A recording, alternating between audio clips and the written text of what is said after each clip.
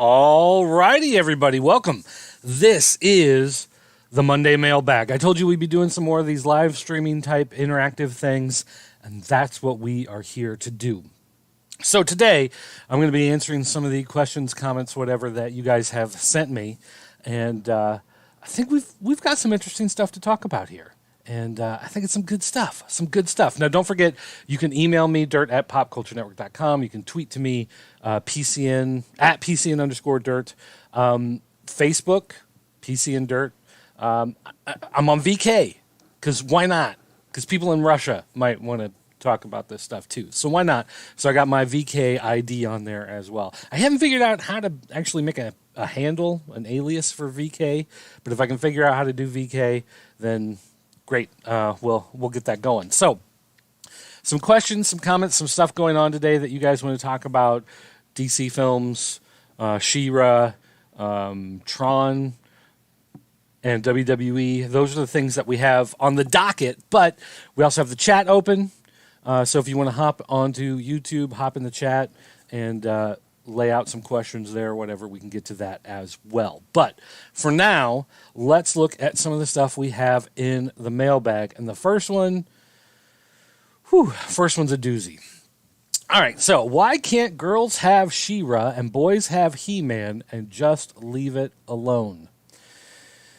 Okay, so here's the thing. If you guys haven't been following, She-Ra is coming back to Netflix, and it's going to be one of those Netflix original series, kind of like Voltron. But also kind of like Voltron, there are other forces in play trying to force it in a particular direction that is not exactly what fans would like to see it go. So the question here is specifically, She-Ra is considered a girl thing, He-Man is considered a boy thing, and why can't you just leave it at that and have all of these boy fans leave She-Ra alone? I mean, that's what it looks like on this this question here.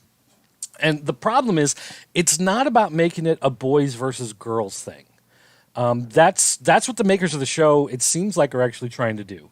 Saying this is for girls, this is positive girl this and positive girl that. And the problem is, the fan base for Masters of the Universe stuff, including She-Ra, is mostly male, which means you're basically telling a large chunk of the viewing audience, don't watch the show.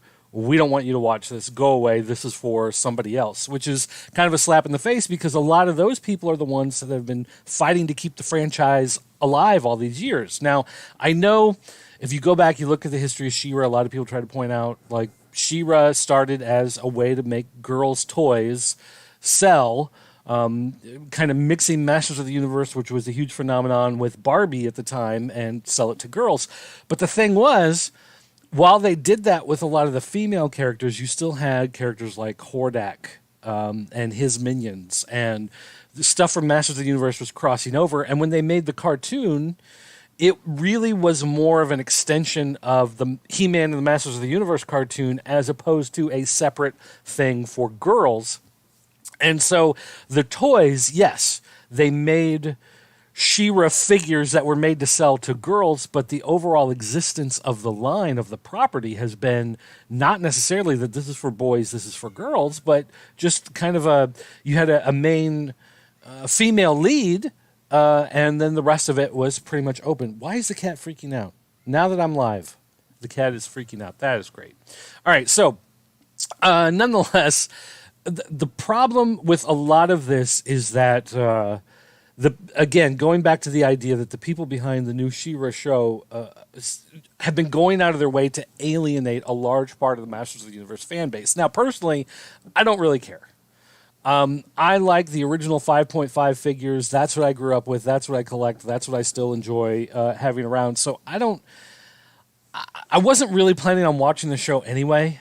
So whatever the show is going to be is what it's going to be, and I'm honestly not that worried about it because I don't particularly care one way or another. But again, if it had been a great blowout show, this huge phenomenon, they would have gotten me interested. Kind of like the same thing with the 2000X line. With those that series and those toys and everything, I really wasn't that into it at first.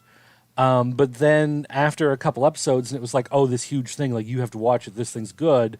Then I started to watch it and got into it.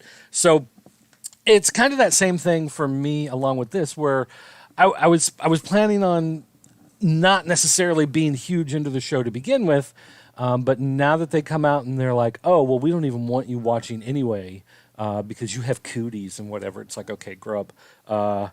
So I think that's really more of the problem with the show is it's essentially stepping out there before it's even on the air. While it's in production, they're essentially stepping out there and saying to a large part of the fan base, we don't even want you to watch it. This isn't for you, which is kind of a slap in the face considering they're making that show piggybacking off of the success that those fans have really pushed for. And I'm not going to put myself in that group. Like I am not I enjoy Masters of the Universe, but I am not one of those huge fans like a lot of these other people are.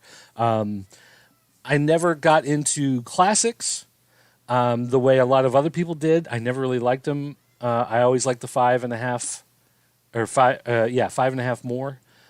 So, I mean, it just is what it is. So, I mean, that's kind of the answer. And I know that's not a good answer. Not a lot of people are going to like that. They're going to want a stand one way or the other. But really, it's just alienating the fans who've been fighting for the franchise for a long time by trying to create something that says this isn't for you with the thing that they fought to keep alive. Okay.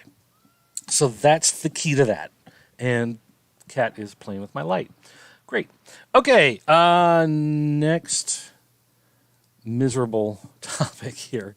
Did you see the death of Superman yet? I think it's the best DC film yet. It's a lot of yets. Okay, so actually, I have Death of Superman right here. I did purchase it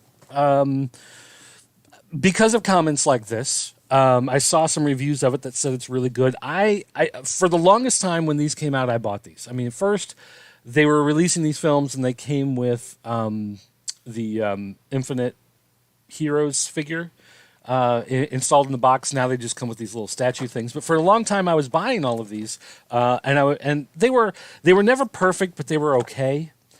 I had some problems with stuff like Flashpoint and Justice League War. They did a pretty good job, but they weren't great. But stuff like the original Wonder Woman animated movie that they released, or the Green Lantern Emerald Knights and First Flight, I think those were both really good. So yeah, there was some good stuff in there, some not so great stuff. But then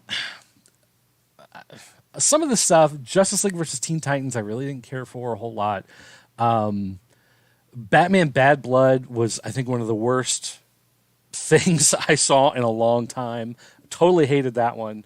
What was the other one? There was another one. A Killing Joke, when they adapted that one and they had this relationship between Batman and Batgirl and the whole thing that went on. I was like, I'm done with these things. Like, I'm done. Like, I don't, like, Justice League versus Teen Titans wasn't terrible, but it wasn't great for me. I was like, yeah, whatever.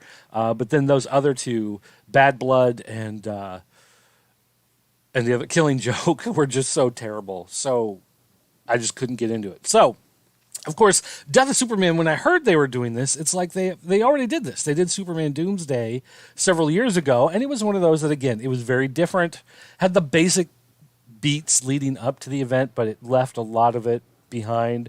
And so I just basically thought, well, it's okay. It's not the greatest thing, but it was, an interesting thing to watch. But I have heard a lot of good things about this. So I did pick it up. I haven't watched it yet, but I do have it here. So if you guys have any other comments or questions about Death of Superman, then let me know, and we can talk about that on a further episode. So there is that back there. Okay, what's next? We have, are you still not watching WWE? What about Mania or Survivor Series? And that goes with actually the other one here. What do you think of Brock versus Roman again at SummerSlam? So these two, we can kind of put together in this whole WWE thing. So yes, several weeks ago for my birthday, actually, Killen got me tickets to the live WWE event here in town. I went to it. I had a good time because, quite frankly, I didn't know any of the storylines. I didn't, there was nothing other than the fact that I was watching live wrestling. And I still like watching live wrestling. I like the matches, just watching the stuff happen. And also, when you watch at a house show, they're much more interactive with the crowd. You don't get these 2-minute squashes that they make for TV. You don't have to sit through, a lot of bad promos and backstage stuff, because a lot of that stuff today just isn't very good. And here, it hit me the other day what the big problem was. I own a James Ellsworth T-shirt. That's not the problem. I know some of you think it is, but that's not the issue here. I was wearing the shirt. I've worn the shirt before. It's no big deal. But I was in a store. I was checking out. The guy behind the counter saw the shirt, and they said, "Oh, what do you think about him getting fired?" And I thought, I hadn't really heard. I guess maybe he was released, whatever. And they go, "Man, Carmelo was just too much of a bad influence. He shouldn't have talked to Stephanie like that. He shouldn't have insulted her looks." And I thought, oh, okay. And here's the problem. When I first got into wrestling, early mid '80s, whatever, you started getting the Hulkamania push and everything. WrestleMania 2 was a big thing, and then we got WrestleMania 3 that was huge. And wrestling was still kind of at this point where it's like, is it real? Is it not? Are parts of it real? Are parts of it not real? You weren't really sure. And there were some things that obviously didn't look quite right, that didn't look like they were completely on the level. But it wasn't this. It wasn't in your face that you were just watching a stunt show, So of course, years go by, it becomes more, prevalent that obviously these are choreographed, these are stunts, whatever. But there was still, even in the Attitude Era, when they came out and they said, yes, it's all a show. It's entertainment. It's sports entertainment. It's not sports.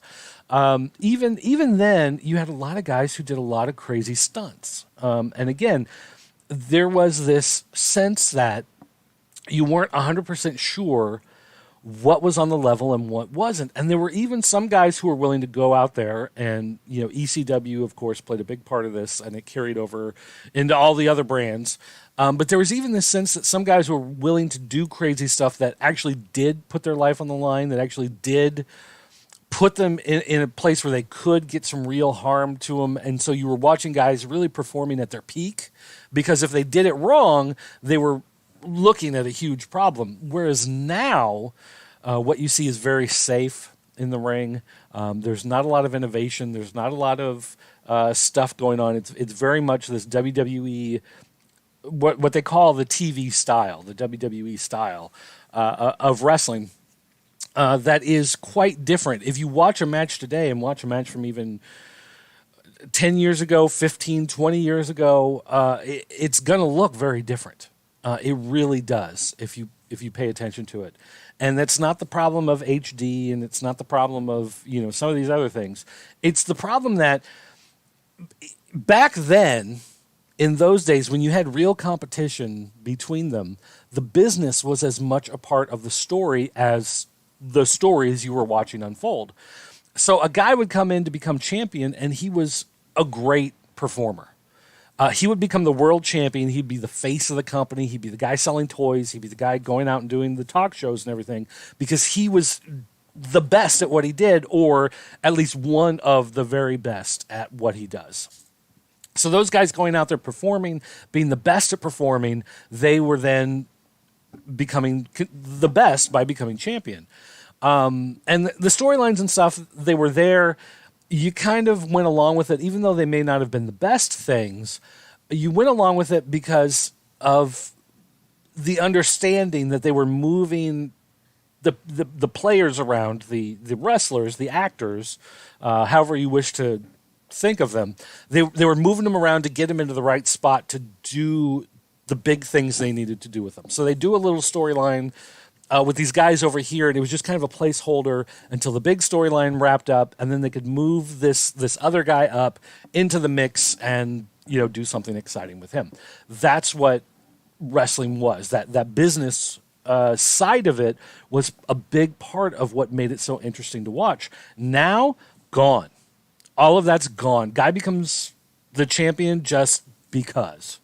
You have a lot of guys, the smaller belts, the United States champion, the Intercontinental Championship, even really the WWE World Heavyweight Champion that's not the Universal Championship. It just gets tossed around, and it really doesn't matter who has it, and it's not. Sometimes it does. Like, I like AJ Styles, don't get me wrong, but it doesn't. These titles don't always go to the best people.